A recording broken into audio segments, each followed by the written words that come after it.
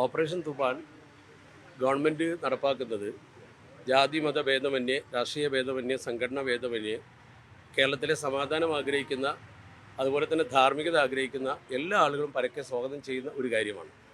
അതുകൊണ്ട് തന്നെ സുന്നി മഹൽ ഫെഡറേഷനും മറ്റു മതസംഘടനകളും പള്ളികളിൽ ഇതിനെക്കുറിച്ച് ഉത്ബോധനം നടത്താൻ ഇന്ന് നിർദ്ദേശിക്കുകയും അതനുസരിച്ച് പള്ളികളിൽ ഉത്ബോധനം നടത്തുകയും ചെയ്തിട്ടുണ്ട്. വിശ്വാസികളായ ആളുകളെ സംബന്ധിച്ചിടത്തോളം ഇത് വളരെ ആശ്വാസകരമാണ്, സമാധാനം ആഗ്രഹിക്കുന്ന ആളുകൾക്കും ആശ്വാസകരമാണ്. ഇനി സുന്നി മഹൽ ഫെഡറേഷൻ സമസ്തയുടെ പോഷക ഘടകമെന്ന രീതിയിൽ അതിൻ്റെ മറ്റു ഘടകങ്ങളെയും കൂട്ടിച്ചേർത്തുകൊണ്ട് മഹല്ല് തലങ്ങളിൽ ബോധവൽക്കരണം നടത്തുകയും മഹല്ല് കമ്മിറ്റി ഭാരവാഹികളെയും അതുപോലെ പൊതുജനങ്ങളെയും ഇത് സംബന്ധമായി ബോധവൽക്കരിക്കുകയും ചെയ്യണം എന്നാണ് ഉദ്ദേശിക്കുന്നത്. പ്രത്യേകിച്ച് ഈ പദ്ധതി ഗവൺമെൻറ് കൊണ്ടുവരുമ്പോൾ നമ്മൾ മനസ്സിലാക്കേണ്ട ഏറ്റവും പ്രധാനപ്പെട്ട കാര്യം, രാജ്യത്ത് NCBR കണക്കനുസരിച്ച്, നാഷണൽ ക്രൈം റെക്കോർഡ് ബ്യൂറോയുടെ കണക്കനുസരിച്ച് കുടുംബ ബന്ധങ്ങൾ തകരുന്നത്, അതുപോലെ തന്നെ വ്യക്തിബന്ധങ്ങൾ തകരുന്നത്, നമ്മുടെ കമ്പനികൾ സ്ഥാപനങ്ങളൊക്കെ നഷ്ടത്തിലേക്ക് പോകുന്നത് ഒക്കെ ഇത്തരം മദ്യങ്ങളുടെയും മയക്കുമരുന്നുകളുടെയും ഒരു അതിപ്രസരം കൊണ്ടാണ് എന്ന് രേഖപ്പെടുത്തപ്പെട്ടിട്ടുണ്ട്.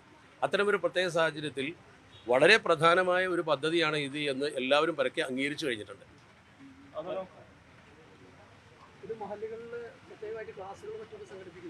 തീർച്ചയായിട്ടും. കാരണം ഗവൺമെൻറ് ഇത് ആരംഭിച്ചതിന് ശേഷമുള്ളൊരു മെറിറ്റ് നമുക്ക് കാണാൻ കഴിഞ്ഞത് എല്ലാവരും സഹകരിച്ചുകൊണ്ടായിരിക്കാം. ഇപ്പോൾ പൊതു കണക്കനുസരിച്ചുകൊണ്ട് 15 ദിവസം കൊണ്ട് തന്നെ 10 കോടിയുടെ ലഹരിയാണ് കേരളത്തിൽ പിടിച്ചത്. മാത്രമല്ല 2575 കേസുകളും 2778 അറസ്റ്റുകളും നടന്നു. ഇതൊക്കെ പൊതുജനങ്ങളുടെ സഹകരണം കൊണ്ടും അതുപോലെ തന്നെ ജനങ്ങൾ ഇതേക്കുറിച്ച് ബോധവാന്മാരായതുകൊണ്ടുമാണ്. 158 കിലോഗ്രാം MDMA പിടിക്കുക എന്ന് പറയുമ്പോൾ അത് നമ്മുടെ സമൂഹത്തിൽ പ്രത്യേകിച്ച് യുവാക്കൾ ഉണ്ടാക്കുന്ന മാരകമായ അപകടം വളരെ വലുതാണ്. അക്കാര്യങ്ങളൊക്കെ തിരിച്ചറിഞ്ഞുകൊണ്ട് തന്നെ ജനങ്ങൾ ഇതിനോട് സഹകരിക്കാൻ ആരംഭിച്ചിട്ടുണ്ട്. കാരണം ഇത് സഹകരണം വളരെ പ്രധാനമാണ്. അപ്പോൾ ഞങ്ങളുടെ ഇമാം ഇന്ന് പള്ളിയിൽ CK മാഹിരി അദ്ദേഹം മനോഹരമായി ഇതിനെക്കുറിച്ച് പ്രസംഗിച്ചു, എല്ലാ പള്ളികളിലും പ്രസംഗിച്ചു. ഇനി താഴെ തട്ടിലേക്ക് ഇതിൻ്റെ ബോധവൽക്കരണം കൊണ്ടുവരുന്നു. പ്രത്യേകിച്ച് ഈ ഗവൺമെൻറ് കൊണ്ടുവന്ന മന്ത്രി രമേശ് ചെന്നിത്തല പ്രത്യേകം ഈ വിഷയത്തിൽ അഭിനന്ദനം അർഹിക്കുന്നുണ്ട്. അത് അദ്ദേഹത്തെ പ്രത്യേകം അറിയിക്കുകയുമാണ്. തീർച്ചയായിട്ടും. കാരണം കുറേ ആളുകൾ ഇപ്പോൾ ഉദാഹരണമായിട്ട് 145 കിലോ കഞ്ചാവ് പിടിച്ച് ഈ അടുത്ത് LSD സ്റ്റാമ്പ് പിടിക്കുന്നു. സ്കൂളുകൾ കേന്ദ്രീകരിച്ചുകൊണ്ടും അതുപോലെ തന്നെ ഉയർന്ന കലാലയങ്ങൾ കേന്ദ്രീകരിച്ചുകൊണ്ടും ഇതിൻ്റെ ഒരു ലഭ്യത വളരെ കൂടുതലാണ്. പിന്നെ ഇതുമായി ബന്ധപ്പെട്ട ഡി-അഡിക്ഷൻ സെൻ്ററിൽ പ്രവർത്തിക്കുന്ന നമ്മുടെ ഡോക്ടേഴ്സും ബന്ധപ്പെട്ടവരും പറയുന്നത് കൂടുതലും ഇത് IT മേഖലയിലുള്ള കുട്ടികളാണ് ബാധിക്കുന്നത്. കാരണം IT മേഖലയിൽ ജോലി ചെയ്യുന്നവരെയും അവർക്ക് ഇപ്പോൾ യൂറോപ്യൻ രാജ്യങ്ങളിലൊക്കെ ഇവിടെ രാത്രിയാകുമ്പോൾ അവിടെ പകലാണ്. അപ്പോൾ രാത്രി ജോലി ചെയ്യുന്നു. അപ്പോൾ രാത്രി ജോലി ചെയ്യുമ്പോൾ നീണ്ട ഉറക്കൊഴിക്കൽ അവർക്ക് വേണ്ടി വരുന്നു. ആ സമയത്ത് ഇത് ഉപയോഗിച്ചുകൊണ്ടാണ് അവർ ആരംഭിക്കുന്നത്. പിന്നെ അതുപോലെ തന്നെ കുട്ടികൾ തെറ്റിദ്ധരിക്കപ്പെട്ടുകൊണ്ട് അവർ പരീക്ഷാ സമയത്ത് അവർക്ക് ഉറക്കൊഴിച്ച് വായിക്കുന്നതിന് വേണ്ടി ഇത് തുടങ്ങുന്ന MDMA ഒക്കെ അങ്ങനെ പിന്നീട് ഇതിന് അഡിക്റ്റ് ആവുകയാണ് ചെയ്യുന്നത്.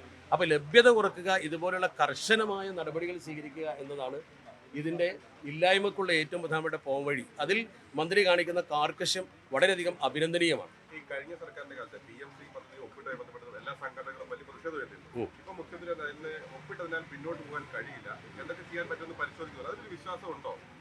അതിൻ്റെ ഒരു നാളുവഴികൾ നമ്മൾ പരിശോധിക്കണം. അപ്പോൾ അത് കൃത്യമായി 2024 ഫെബ്രുവരിയിലാണ് കേന്ദ്രം കേരളത്തിന് കത്തയക്കുന്നത്. അത് കഴിഞ്ഞ് 2024 മാർച്ചിലാണ് ഇത് നടപ്പാക്കാമെന്ന് സമ്മതിച്ചുകൊണ്ട് കേരളം തിരിച്ചു മറുപടി കൊടുക്കുന്നത്. അത് കഴിഞ്ഞതിന് ശേഷം 2025 ഒക്ടോബറിലാണ് ധാരണാപത്രം ഒപ്പുവെക്കുന്നത്. പിന്നെയാണ് അതിൻ്റെ തടയപ്പെട്ട ഫണ്ട് സ്വീകരിക്കുന്നത്. അത്രയൊക്കെ ചെയ്ത സ്ഥിതിക്ക് സ്വാഭാവികമായും പിന്നീട് വരുന്നൊരു ഗവൺമെൻറ്റിന് പ്രതിസന്ധി ഉണ്ടാവും. പക്ഷേ എങ്കിലും നമുക്ക് പറയാനുള്ളത് എങ്ങനെ ഇതിൽ നിന്ന് പിന്മാറാൻ കഴിയും എന്നാണ് ഗവൺമെൻറ് ചിന്തിക്കേണ്ടത്. ഒന്ന്. രണ്ടാമത്തെ ഒരു പ്രധാനപ്പെട്ട കാര്യം, ഇനി പിന്തിരിയാൻ കഴിയാത്തൊരു സാഹചര്യമാണ് നിയമപരമായി ഉണ്ടെങ്കിൽ സാധാരണഗതിയിൽ സംസ്ഥാനത്ത് ഇതിന് തിരഞ്ഞെടുക്കപ്പെടുന്ന സ്കൂളുകളെ തീരുമാനിക്കാനുള്ള അധികാരം സംസ്ഥാനത്തിന് ആവശ്യമാണ്. അതുപോലെ തന്നെ കരിക്കുലം തീരുമാനിക്കാനുള്ള പൂർണ്ണാധികാരം സംസ്ഥാനത്തിന് നിലനിർത്താൻ കഴിയണം. ഇല്ലെങ്കിൽ ഈ കരിക്കുലത്തിലൂടെ കാവ്യവൽക്കരണം നടപ്പാക്കപ്പെടും. അപ്പോൾ ഗാന്ധിജിയും അതുപോലെ തന്നെ നെഹ്റുവിനെയൊക്കെ അവഗണിച്ചുകൊണ്ട് ഗോഡ്സെയും അതുപോലെ തന്നെ നമ്മുടെ രാജ്യത്ത് അപകടകരമായൊരവസ്ഥ ചരിത്രത്തിൽ വരുത്തുന്നത് കുട്ടികളെ സംബന്ധിച്ചിടത്തോളം ദിശാബോധം നഷ്ടപ്പെടുത്തും. അതുകൊണ്ട് വിദ്യാഭ്യാസ കാവ്യവൽക്കരണത്തിനെതിരെ എന്ത് ചെയ്യാൻ കഴിയുമെന്ന് ചിന്തിക്കാനുള്ള ബാധ്യത ഗവൺമെൻറ്റിനും അതുപോലെ തന്നെ പ്രത്യേകിച്ച് ഉപസമിതിക്കും ഉണ്ട്. അതവർ നടപ്പാക്കുമെന്നാണ് നമ്മൾ പ്രതീക്ഷിക്കുന്നത്.